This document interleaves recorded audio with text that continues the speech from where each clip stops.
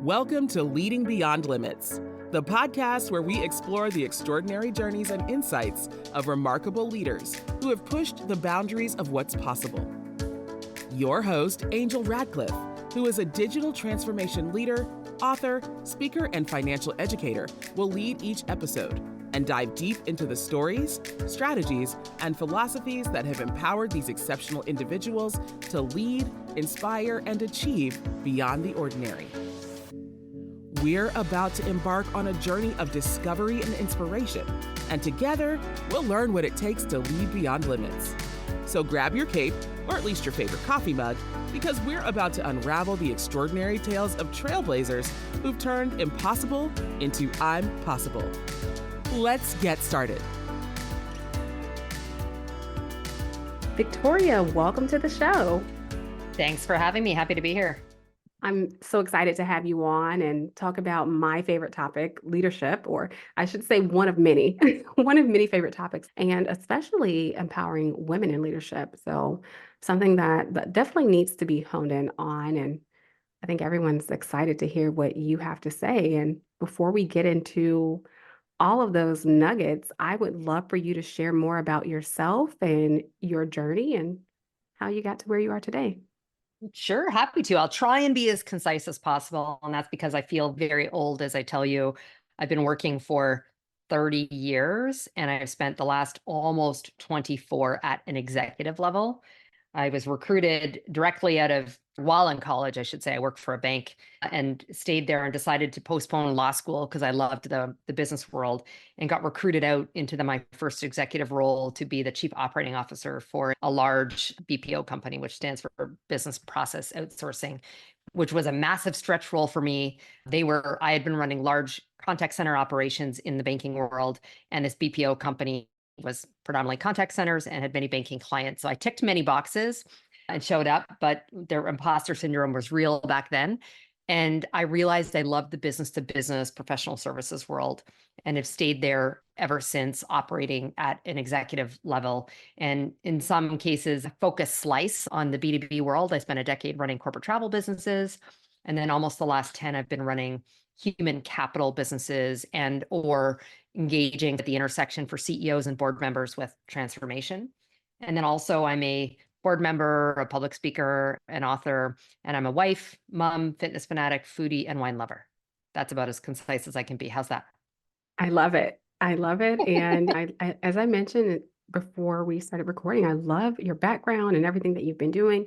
30 years that's a very long time to not only gain experience, but to learn from any mistakes or work towards mentoring other people, empowering other people. In those 30 years, if you could choose one moment that's very memorable to you as far as shaping your career, what would that be?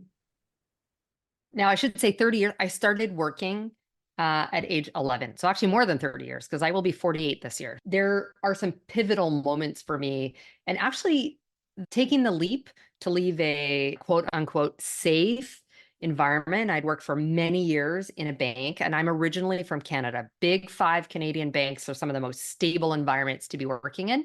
I left that to take this very large stretch role. And I was a brand new mother. I also made a decision to have children young. So I had given birth to my first child just before my 24th birthday, and then took on the C-suite job shortly thereafter. I'm a big believer that if you do not step into the things that make you uncomfortable, that the growth doesn't come. And so that was the first one. And it was really bold at a really time in my life where there was just so much change, even in becoming a new mother. But I think that has very much set me up for the rest of my career. As I said, I love the B2B world. And I also never went to law school, which was the plan since childhood, because I realized how much I loved being a leader in business and engaging teams and going all the way from strategy through to execution, but really doing that from a team perspective, the leadership piece I loved. So that was probably the most bold move, and the one I look back on that was instrumental in bringing me to where I am today. Nice. So you were in a leadership role at a very early age, I would say, as opposed to most people when you look at their career journeys. Can you think of one piece of advice that you would have given yourself stepping into that role? 100%. I look back on it now and I think I use the phrase imposter syndrome. I don't actually really like it, but I do think that the phrase, but I think it's a good way of just describing a little bit how I felt. And so the advice I would, have given myself is that it's okay to be my authentic self. And by that, it was because I was the only female executive, I was the youngest by 20 years. I am part of the queer community. I was married to a woman for 11 years before now being married to my husband and with him for 10. And so I felt I was the only one in the room on many fronts. And because it was a stretch role for me, the last thing I was going to do is demonstrate any vulnerability, any sign of emotion, because I didn't want to give anyone a reason to question me and my seat at the table. And so I found out I was given the nickname as the Iron Maiden. I found that a couple of years later.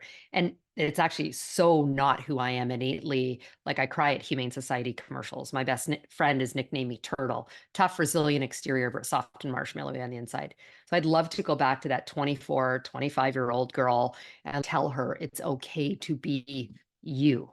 Because when I finally realized it, it was just so freeing. I'm stuck on Iron Maiden and wow. I feel like we as women, we have a very hard time when it comes to, I'm not going to say working towards our goals. I feel as though we have a hard time from a societal standpoint as far as the things that we can handle and that we have to be tough. We have to be resilient. We have to do all of these different things.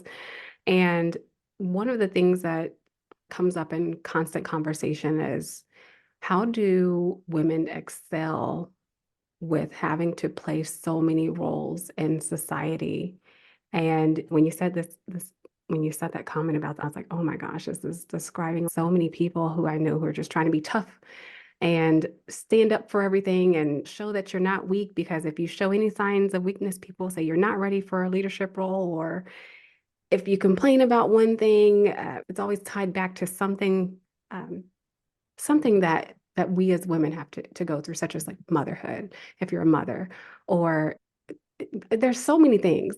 I can go down the list, but is there anything in particular when you found out you had this nickname, anything in particular that sort of went through your head that you would have wanted to change in that moment of the person that said that? But actually, it took me a few months to really react to it. It came, I heard that I had the nickname. It came on the heels of doing some significant performance management and restructuring. And so at first I was like, that's unfortunate, but it's probably because I've had to make all these really tough decisions.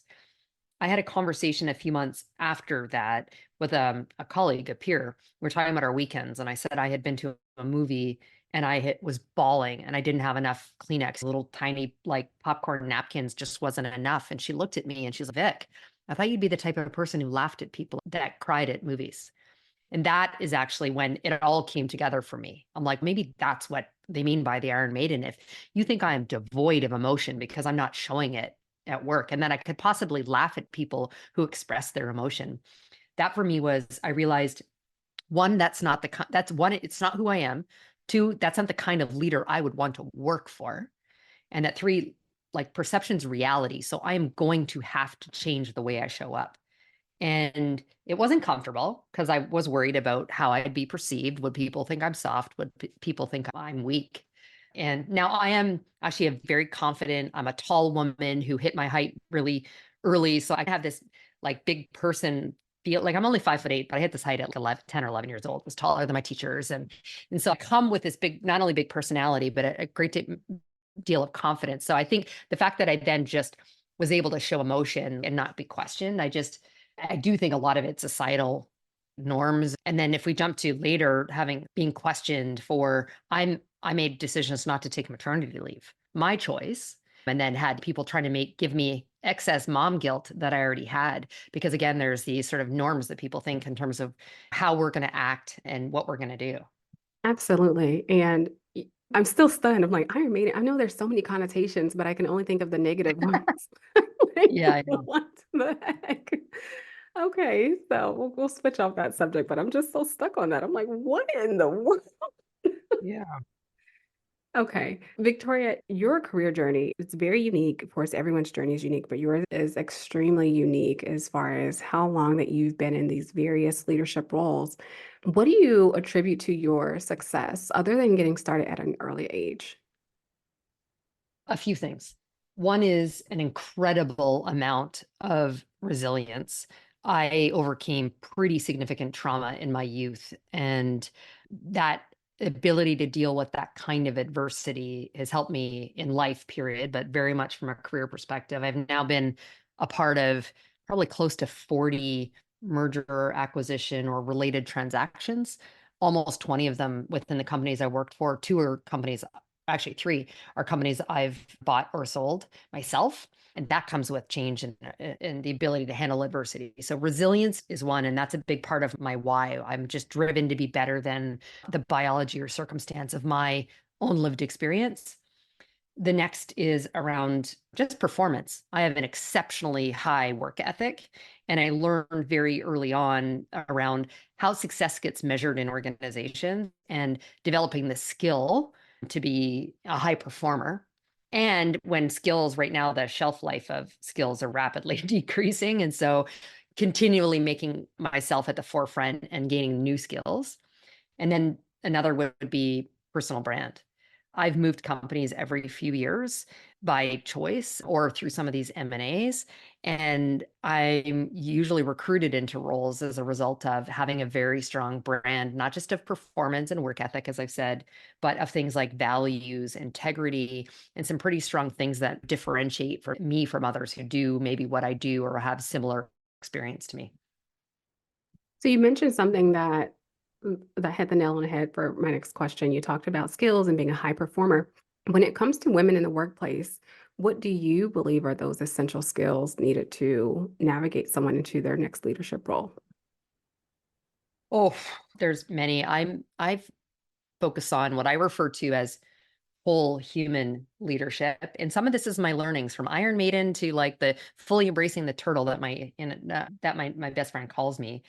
So I think that's important. I would be telling women as they're navigating whatever their journey looks like. And one thing I will say is don't let anyone define that for you. You go as far and wide as you want. And the fact that you might choose to have children and what that means, and that doesn't need to stop you. I see people, many women, park their career for a period of time. And if it's by your choice, great. But don't let it be one that's dictated for you. So you're the CEO of your career. And so figure out what that is. I sign a lot of my social media posts with two hashtags. One is unstoppable. And that's my life's philosophy and mantra. Nothing is going to stop me from achieving the goal or objective I've set for myself. And the other one's no excuses. And that is you have choice in terms of how you're going to react and respond, whether it's things that are in your control or those that are not. Doesn't mean you don't have the emotion deeply when a challenge comes your way or there's some kind of adversity, but you do have choice in terms of how you respond. So I tell women to chart that course for yourself and don't let anything stop you. You have your career in your hands. And so also don't rely on that single boss or mentor to do it for you. You need to be a very active participant in taking you towards whatever your desired career journey or objective is. Being unstoppable, or you said you use that hashtag. When I think of unstoppable, I think of someone who's more of a fearless leader, and you're going to conquer everything that's put in front of you. I think we're both thinking on the same page with that. But we're thinking that unstoppable is the equal to being a fearless leader. How would you tell someone to approach that concept, to step into being a fearless leader? And what are some ways that someone can overcome self-doubt? Because you talked about imposter syndrome, and I know that's a big one for so many people, for women in particular. Yeah, some of it comes with, in my case, maturity and the confidence that comes with age and experience. Because I think when you're earlier in your career, for example, it's hard to say no to certain things. So being a confident leader, and by the way, we're all leaders in business, whether you have a title or hierarchy. But what I'd say is you need refer to in one of my books 3 acts of engagement, and the first is courage. You need to be bold to do this. And for me, that means like I'm very values driven and high degree of integrity, and I want to do the right thing. But we're challenged in business often with that. And so you need to be courageous and bold to do those things. But you also need to be, as we talked about, vulnerable and be authentic in terms of taking those steps. And those are like, it's a lot harder than to do than when you're in that moment, for sure. So just step in and own it again with courage, vulnerability, and authenticity. Do you feel as though as a woman, it's more difficult to be vulnerable and authentic? Yes, I didn't, as I explained in my early years, because I was afraid that I would be viewed as weak, and have people question me if I showed those vulnerabilities. If I talked about, I have a pretty horrible early origin story, but that's actually a big part of why I am driven, is because I'm determined I'm going to be better than the alternative path I could have gone down given those circumstances. But I wasn't going to tell anyone that. It just gives them a reason to question me, or where I don't have this fancy Ivy League education or a family pedigree. So I hid those things. And I think many women lack a lot of confidence, period, but showing vulnerability, whether that's talking about lived experiences or emotions, just causes them to be concerned about people around them questioning them and whether they're going to get that promotion or how they're going to be viewed. Definitely. And I think it creates somewhat a little bit more challenge, as well as incorporating additional bias that we already receive as women. For someone who's trying to navigate that landscape of challenges and bias in the corporate environment, is there any advice that you'd like to share there? Sadly, it does still exist. I can't tell you how many times I've been called the B word in business, where my male colleagues are applauded for similar actions or language, or even just, and this is a smaller one, to be called aggressive versus assertive. So I see that regularly. And we continue to, many companies are doing bias or unconscious bias training, but the reality is we all need to call it out when we see it. I think our voice is our power. And I would just like tell them, going back to authenticity, it's a heck of a lot easier just to be myself than to cover or put a mask on temporarily. And so I just encourage women to like just step into their authentic selves. And if you're not everyone's the turtle like me who's going to cry like it so dramatically at movies or the Humane Society commercials, and that's fine. Like, you do you, but be you. Like, that's what people do business with, people they like and they trust, and therefore they want to do businesses, whether that's buying from someone or hiring someone. That comes through like authenticity, not just the credibility you have of what you do and the experience you have, but building those kind of trusted relationships. And I think that's more important. And so I would just say to women, lean into it. It might feel uncomfortable, but I think that authentic self is actually what will propel them even further along. Oh, definitely. Now, I want to change the perspective because I know we're talking about like how do you navigate this as a woman, but let's think about as a corporation. And it seems as though you've led some large organization or components of large organizations.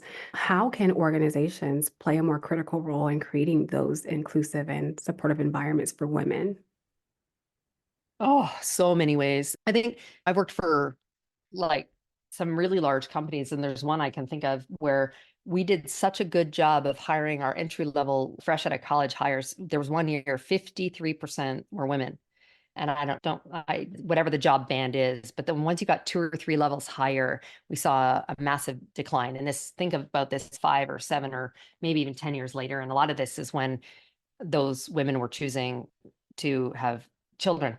So what does that look like? So I think it's a lot easier now in a much more of a hybrid environment to create more of the flexibility for those that now have responsibilities on the greater responsibilities on the home front. So I think that's important. But it's also creating and the inclusion piece, much like sure policies and procedures, and whether it's benefits for maternity leave and things like that, but it's that inclusive component. I spent a lot of my career in commercial client facing roles where, the expectations of how I was going to entertain my predominantly male clients were in things that were not inclusive for me as a woman. I did them, but those were expectations you think of for, not that golfing's a male sport, certainly male dominated, but to the bars and these sorts of things. So I think there's a significant amount of mindfulness around what inclusion looks like for women, the language that gets used. Again, as we think about the way in which we engage with our female colleagues and creating much more flexibility. I have this saying, I've had it long before COVID with my teams: there are no schedules, there are just deliverables. So can we create that kind of outcome-driven environment and trust, particularly our female employees who tend to bear more of those responsibilities? And again, we're still in heavily male dominated from a leadership perspective. So how can we teach them to become much more allies and understand what inclusion means for women? I love that. And you mentioned something that just set off a light bulb. So you said more than 50% of entry level hires were women. Now, and I know the percentage decreases significantly when you start to move up the ladder and into mid-level management, senior management, executive type roles. Is there any particular instance in your experience that you've seen a number of women executives being brought on at a company? I've seen it attempted for sure. I've been leading human capital businesses for a while, so really focused on the workforce and usually providing an element of DEI consulting or training for clients. And so I'm very aware of a lot of the data, and I see them attempting to do it, but even failing at the board level. There was an engagement I worked on within the last couple of years, and it was with a large financial services company who was looking at their DEI strategy, but their board of 20 something people only had 2 women. Like, it starts from the top. When I worked for IBM, and Ginny Rometty, our CEO, the CEO, said, "You cannot be what you cannot see." And I love that. And so I do think it starts from the top, but it goes back to, are you creating a great culture and environment that will keep them? I see so much effort going into talent attraction, but not into retention. And that retention goes back to, again, culture. Place, do they feel like it's a place they can thrive? Do they feel a sense of belonging? And that's the part that's missing, which is why there then tends to be such turnover. And then you look at smaller companies. You and I have both worked for some pretty large ones, but venture capital, only 4% of venture capital funding goes to female founders. By the way, less than 1% to Black founders. So there's a problem systemically with how we're looking to support women, whether it's founders or executives, and creating better places to work. Absolutely. And you talked about retention. I think that's a good one to hone in on because from what I've seen in my experience, companies do a very poor job at working towards retaining their employees, especially when it comes to leadership development, which is one of the reasons I'm having this podcast, and my newsletter is really helping our colleagues and other leaders, emerging leaders, understand different issues in the workplace. How do you handle those issues? I think companies do a piss poor job of leadership training, especially when someone gets promoted into mid-level management. I've come across so many people who don't necessarily know what to do. They've never led a team. I've come into contact with people in executive roles they've never led a team ever. And I was like, how did you make it this far in your career? They don't know how to connect with other people, and it ruins the experience for teams. Now, I understand that there are individual contributor roles, but going back to leadership development and training, most companies have a 1-day session and say, watch these videos on YouTube, whatever it is internally. Yeah. And it's like, how do you retain your people if you're not training them to be better and you're not developing them? And even with mentorship and sponsorship, because I know we're talking specifically about women and advancing their careers in leadership, there's so many companies that don't necessarily advocate and have these programs in place. So my question to you, Victoria, is what advice would you give to someone who is at a company who is trying to advance into a leadership role, or maybe they've already made it into that leadership role, and they don't have access to resources such as development, training, or even having a mentor at their company? Your voice is your power. And as I said, you're the CEO of your career. So do not wait for someone to like bestow this upon you. Ask for it. Speak up for what you believe is needed within the organization. And I'm a big believer, control what you can control. And so try to make the change there. And if you cannot get them to do it for whatever, they're not there, there's not funding, there's this, there's that, then go and get it yourself. Seek out, there's lots of like leadership development courses, self-help books, podcasts, all these things you can use to help improve. Again, I hope companies are going to invest in that. But sadly, one of the first places that companies cut when it comes time to cost-cutting measures is the learning and development budget. Sad, but true. Make sure you are taking your own development in your hands, pushing for the company to help support it, but getting it outside if you can't find it there. It's really great advice. Awesome advice. And I know that you dropped a lot of gems. You've given some great information. And one topic I really want to go back to, I know towards the beginning, we were talking about societal norms and balancing these different identities that we have as women. I want to know what strategies that you found helpful to manage that work-life balance for women in leadership. I'm atypical. And so I'm a little bit of do as I say, not as I do with my team. And so but I have this saying that where there is conviction, there is capacity. And that goes a little bit to my no excuses hashtag. So you will make time for the things that matter, both personally and professionally, number one. But two, recognize that comes with compromise and trade-off. You can have it all, not always at the same time. And you'll make some decisions that are right in the moment, which might be more for career at one time and then for your family at others. An example for me, took little to no maternity leave with each of my two children. That was my choice. And I respect women who want to take much longer, some maybe who opt to stay at home for a period of time while their children are younger. Again, you do what feels good for you and your family. My choice was not to, particularly with my second one, took no maternity leave. There was 1 year when my younger one was 2 years old. I spent 220 days on the road, of which that's roughly how many business days there are. So I also didn't take vacation that year. And so I missed out on many things. However, years later, when my ex-wife, and we were divorced, but we shared custody of our children, when she passed away from her second round of cancer, I was in a job that I loved, but I traveled 50 to 70% of the time.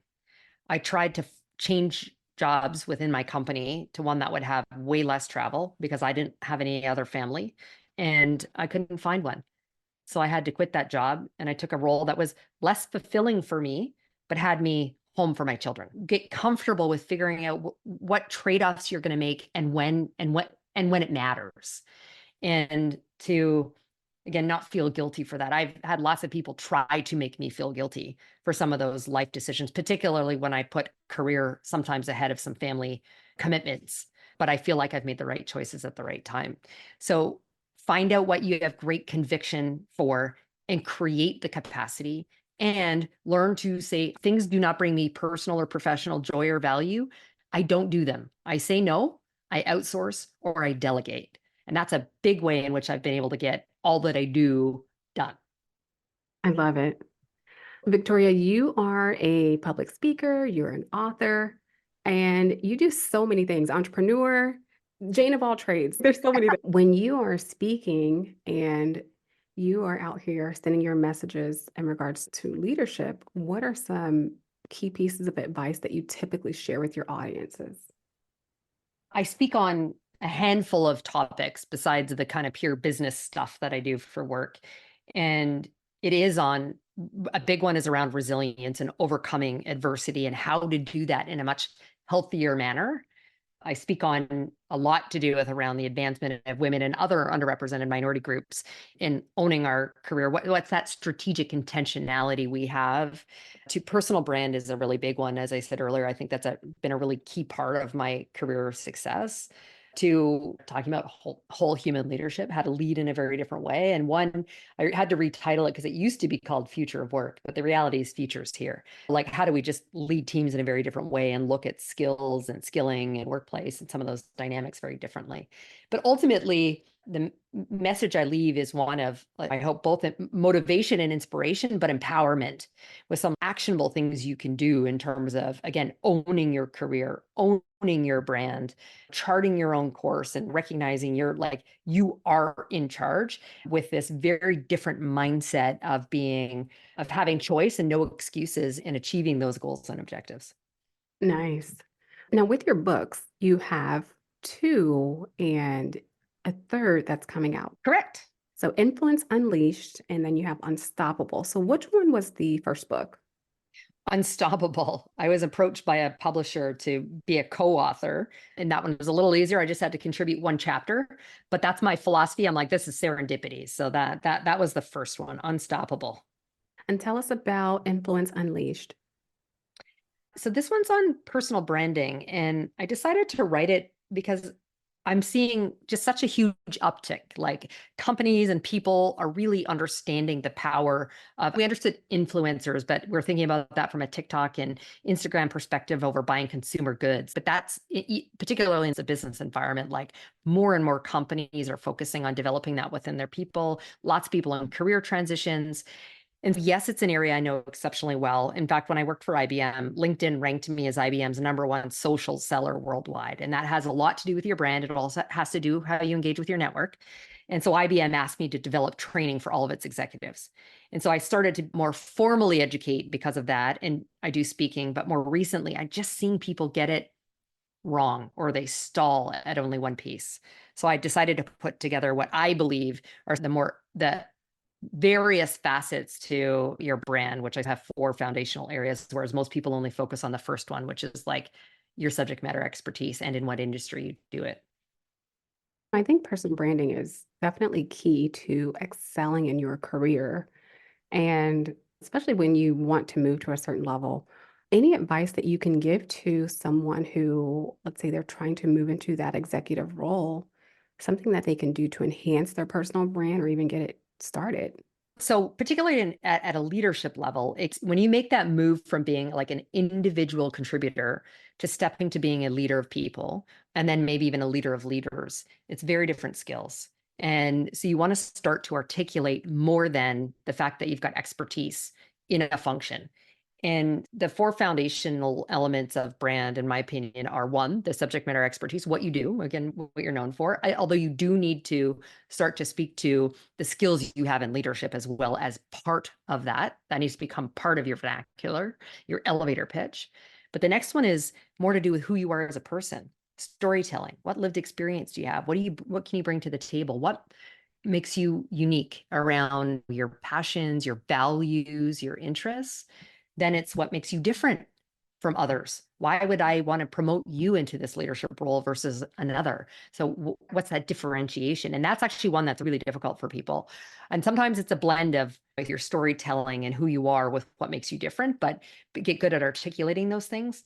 And then I also ask people to start with the end in mind, legacy and impact. What do you want to be known for? Now, that's a lot easier later in your career. Like at 20, I probably couldn't have articulated that. Certainly not the way I can today, but tell all of those things. And the other is there's a little bit of courage that has to come with that, particularly like you got to be humble, have humility, but you actually still need to tout your successes. So figure out a way to do that. And that becomes a little more art and science and bringing the data together, science in terms of fact and how you've been successful, what you delivered, but the art in terms of storytelling. So you still come across with that with great humility, but learn how to do that. That's exceptionally key. And I think when I'm looking to sponsor someone within the workplace or someone who's I'm potentially going to promote, it's a lot more to do, not just with their performance, their potential, and a lot has to do with who they are as a person, because I look for fit and someone who I think is going to have a great trajectory. That's really great advice. And we've had a really great conversation, and I'm very sad for this to be coming to an end. I was sitting here taking notes, and I was like, gosh, there's so many other topics that we can segue into. And you talked about owning your career, and I love that phrase. I say that all the time. You have to own your career and learn to say no. And there's tactful ways to say no and to move things in the direction that you want. And I was like, that can be a whole nother episode. We'll have to have you back. Definitely. I'm like, definitely. I definitely appreciate you being here and sharing all of your knowledge. You've dropped several gems.